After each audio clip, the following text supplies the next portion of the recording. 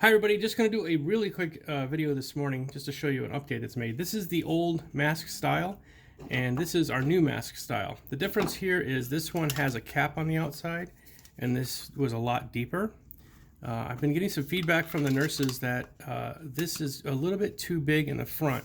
One of the main reasons is at the hospitals they are requiring nurses and doctors to wear another cloth mask over the outside of any PPE that they bring in at all.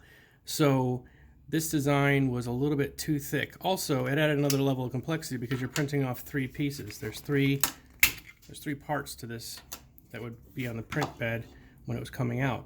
So this new design removes the cap completely. It integrates the grid right in the front. I did that to make it kind of easy to clean, and it's also much faster to print. With the cap on it, you can see it's a bit taller, and without the cap, it is much shallower.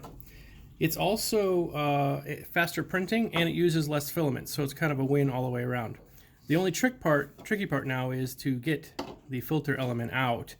What you do is you'll probably get these in the bags that I'm shipping out with that part in it. All you got to do is stick something through any one of the corner holes, this one, this one, this one, or this one, and it will pop out the inner piece. You can use a screwdriver, a pen, something like that. I've also changed the shape of this a little bit to push the filter element in. So now you just take your piece of filter, put it down inside there, and then take this and snap it right in.